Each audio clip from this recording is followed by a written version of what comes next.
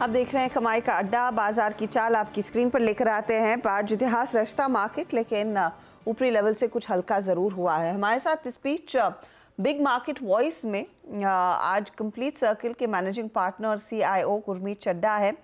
Gurmeet 0.25 points रह गए, वरना 25,000 का जश्न जोश तो मना ही लेते। ये बताइए, देखिए बजट से अब तक अब जो पूरी स्टोरी रची जा रही है वो लार्जली लॉन्गर टर्म पर्सपेक्टिव से अर्निंग्स की बन रही है। पिछली बारी हम बात कर रहे थे, हम बैंकों की बात कर रहे थे और बैंकों में बहुत तगड़ा सर्ज आज सुबह में देखने को मिला था। 25,000 एंड बियॉन्ड की लाइफ के लिए क्या लीडरशिप पोजीशन में रहना चाहिए? आपका कन्विक्शन किसके तरफ है?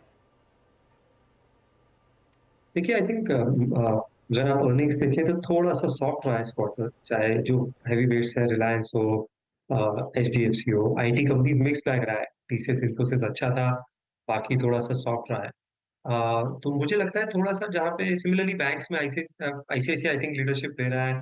15% का आप देखिए लोन और डिपॉजिट ग्रोथ है लगभग अप्रोक्सीमेटली।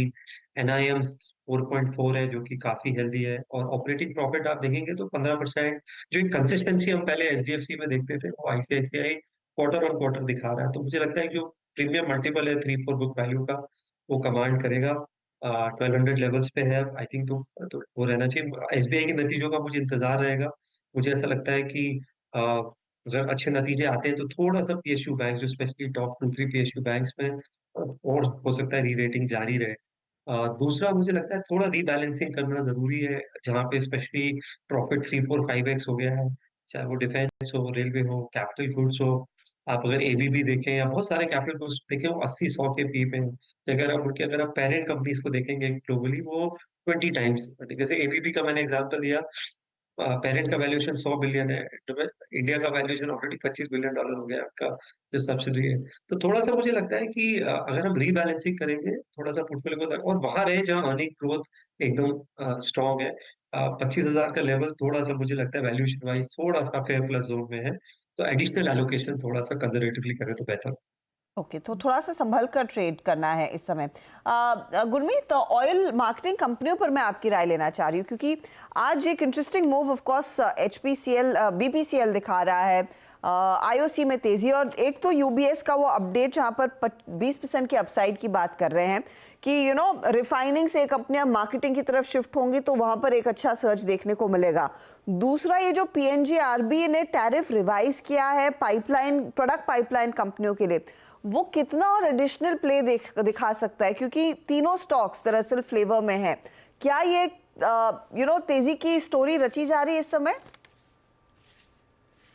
टेक्निकली आप ले सकते हैं, क्योंकि यहाँ पे एंड प्राइस गवर्नमेंट कंट्रोल्ड होता है, तो मार्केटिंग मार्जिन्स पे स्ट्रॉन्ग व्यू बनाना मुश्किल हो जाता है। वैल्यूएशन जैसा आपने बोला रीजनेबल है। एक बड़ा ट्रिगर अगर गैस सेक्टर में जो आ सकता है, वो अगर गैस जीएसटी में इंक्लूड होता है, तो फाइनेंस मिनिस्ट्री ने बोला है लॉन्ग टर्म कि वो चाहेंगे कि गैस उसमें से क्या इनपुट क्रेडिट मिलना शुरू हो जाएगा। तो चाहे वो आपकी गैस पाइपलाइन कंपनीज हैं, चाहे महाराष्ट्र सीमलेस है या वेल्सपन है, सिमिलरली कुछ ऑयल रिलेटेड कंपनीज हैं जो कूलेंट बनाती हैं डेटा सेंटर्स के लिए, वहां पे आप थोड़ा सा फोकस कर सकते हैं। बट स्ट्रक्चरल व्यू लेने के लिए इस स्पेस में सेक्टर को रीरेट होने के लिए गैस स्पेशली अगर मैं बात करूँ, ऑयल मार्केटिंग की बात नहीं करूंगा, उसका जीएसटी ब्रैकेट में आना जरूरी है अगर हम लॉन्ग टर्म री रेटिंग देखना चाहते हैं। गुरमीत नमस्कार, वीरेंद्र बोल रहा हूँ। और ये रिटेल स्टॉक्स में आपका व्यू क्या है? ट्रेंट, और अभी हम कुछ देर पहले टीएनएस क्लॉथिंग को देख रहे थे हम। EBFRL ने बहुत स्ट्रॉन्ग मूव दिया है। अभी आप लोगों ने कुछ एक्सपोजर बढ़ाया इस स्पेस में? हम इसको एज अ लाइफस्टाइल और कंजम्पशन बास्केट देखते हैं गुरु जी। हम हमारे पास इथॉस वॉचेस है जो कि एकदम प्रीमियम अल्ट्रा प्रीमियम जो लग्जरियस वॉचेस प्ले है। हमारे पास जोमेटो है, मुझे लगता है जोमेटो एक जेन्युइन ई कॉमर्स प्ले के उसमें आ सकता है। ब्लिंकिट में वैल्यू ऑफ परचेज बढ़ रहा है, कंट्रीब्यूशन मार्जिन लगातार बढ़ रहा है, और ऑर्डर फ्रीक्वेंसी ऊपर ऑर्डर चार्ज करते हैं। तो जितने नंबर ऑफ, जैसे अगर आप नोट करेंगे, हम अमेजोन शायद महीने में 2 बार यूज करते हैं, ब्लिंकिट शायद दिन में 2 बार यूज करने लग गए हैं। तो मुझे लगता है ये अगर कैपिटल एलोकेशन को लेकर डिसिप्लिन रहे, ये बिजनेस और अच्छा पिवट हो सकता है। फूड डिलीवरी में उन्होंने प्लेटफॉर्म की बढ़ाई है, तो वो हमें अच्छा लगता है। एविएशन स्टॉक्स बहुत अच्छे लग रहे हैं। फुल लोड फैक्टर देख लीजिए, ऑपरेटिंग यूटिलाइजेशन देख लीजिए, क्रूड प्राइसेस अभी तक फेयरली स्टेबल है। इंडिगो का क्लियर लीडरशिप है, 63-64% मार्केट शेयर है। इंटरनेशनल रूट्स उनके प्रॉफिटेबल हो गए हैं, बहुत अच्छा कर रहे हैं। सिमिलरली जो भी टूरिज्म रिलेटेड प्ले है, चाहे होटल्स हैं, तो हमारा कंजम्पशन बास्केट थोड़ा इस तरफ झुकाव ज्यादा है। ट्रेंड में अच्छी कंपनी है, वैल्यूएशन कंफर्ट नहीं है मुझे, बट शायद करेक्शन आएगा तो डेफिनेटली देखूंगा। एक और स्टॉक जो हमारे रेडार में अगर करेक्शन अच्छा आता है तो आदित्य बिरला फैशन है, वहां पे भी हमारी थोड़ी निगाह रहेगी, बट ऑन करेक्शन होगा, इस वैल्यूएशन पे शायद हम ऐड नहीं करें। ओके, अच्छा, आदित्य बिरला से याद आया, गुरमीत, इंद्रियम, मैं ख्याल से मैं सही हूँ कि नहीं हूँ, अब इनका अगर आई थिंक अगर ये मार्केट कैप्चर करना शुरू करेंगे तो टाइटन, बाकी अगर आप देखें जेमसन ज्वेलरी स्पेस पर आपका व्यू क्या है? क्योंकि कुछ इसी प्रकार का डिस्टर्बेंस पेंट स्टॉक्स में हुआ, एशियन पेंट्स अभी तक आई थिंक उस शॉक जोन से बाहर निकल के नहीं आया है। एक टाइटन को फुल फ्लैज इस स्पेस में हम लीडर मान के चल रहे थे, और मैं देख रहा था कि टाइटन का jewellery segment as well as I think वो जो उनका स्मार्ट वॉचेस का सेगमेंट है, उसमें भी एनवायरनमेंट और जो आई थिंक हालात हैं वो काफ़ी कम्पिटिटिव है, प्राइसिंग प्रेशर है। सडनली टाइटन को आप इन बदले सर्कमस्टेंसेस में with new players in the market कैसे देख रहे हैं आप? मेरे लिए तो बहुत ओवर होल्डिंग रहा है। मैं शायद इस वैल्यूएशन पे शायद इंक्रीमेंटली ऐड नहीं करूंगा व्यूज जी। आप देखिए, जब 2005 में 80 करोड़ पैक था और 3-4 हजार करोड़ मार्केट कैप था, तब भी 50 पी का स्टॉक था। तो टाइटन अगर आप ईपीएस ग्रोथ देखेंगे 2000 पिछले 20 साल का अगर आप ईपीएस ग्रोथ देखेंगे तो 29% ईपीएस ग्रोथ।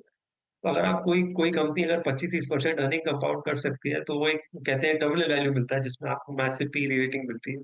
तो क्रक्स ये है कि आप जिस वैल्यूएशन पे आप हैं वहां पे आप डिसअपॉइंट नहीं कर सकते हैं। इसलिए शायद ये टाइटन 3 से 3,500 के लेवल पे कंसोलिडेट कर रहा है। बट अगर 30% ईपीएस ग्रोथ कर सकता है और अभी लाइफस्टाइल ब्रांड बन रहा है, चाहे वो वेरेबल सेगमेंट आप देखें, लेंस सेगमेंट देखें, ट्रेडिशनल वेयर देखें, एथनिक वेयर देखें, तो ग्रोथ लीवर्स हैं, बट करंट वैल्यूएशन मेरा कंफर्ट नहीं है। बट मैं जैसा जैसे मेरा मेरा बेंचमार्क एक है 25-30% ईपीएस ग्रोथ, तो अगर वो मेंटेन कर सकता है तो मुझे लगता है वैल्यूएशन सस्टेन करें। लेकिन आदित्य बिरला ग्रुप की बात करते हुए ये जो अल्ट्राटेक की तरफ से पहल आई है कि इंडिया सीमेंट का बचा हुआ हिस्सा भी खरीदना, ये जून में निर्णय क्यों नहीं आया और आज क्यों आया? एक महीने में क्या बदल गया? I really don't know. लेकिन गुरमीत, आप इसे कैसे पढ़ रहे हैं? नहीं, कंसोलिडेशन हो रहा है। आई थिंक उनका 200 मिलियन टन का गोल है अगले 5 साल में। अंबुजा जो अदानी ग्रुप है उसका 140-150 मिलियन टन का गोल है। तो आप देखेंगे, अगर अदानी को देखेंगे तो उन्होंने पेन्ना लिया, सांगी लिया, अल्ट्राटेक ने काफी सारे एक्विजिशंस किए। सारे एक्विजिशंस जो हो रहे हैं वो $90-100 पर टन के वैल्यूएशन पे हो रहे हैं। तो हमारी निगाह एक्चुअली उन कंपनीज पे है जो अभी उससे नीचे बिलो रिप्लेसमेंट कॉस्ट ट्रेड कर रही है, कि वहाँ वहाँ कोई स्पेशल सिचुएशन डेवलप हो रहा है क्या। तो और साउथ में मुझे लगता है जो पर कैपिटा सीमेंट है उसका आउटलुक बहुत अच्छा है अगले 3-4 साल में। अमरावती अभी कैपिटल बन रहा है नए स्टेट का। ओवरऑल और वहां पे अगर आप देखेंगे थोड़ा सा सप्लाई ग्लट रहा है, प्राइसिंग उतना इंक्रीज नहीं हुआ जितना नॉर्थ वेस्ट और थोड़ा बहुत ईस्टर्न में हुआ है। तो मुझे लगता है ये टेरिटरी और ये स्ट्रैटेजिक डिसीजन है साउथ को लॉन्ग टर्म। और आदित्य बिरला का एक ट्रैक रिकॉर्ड, उनका एसेट टर्नओवर रेशियो बेस्ट है। तो वो शायद थोड़ा एक्विजिशन महंगा लगे, बट जो उनकी एबिलिटी है टर्न अराउंड करने की एसेट को, वो इंडस्ट्री की बेस्ट है।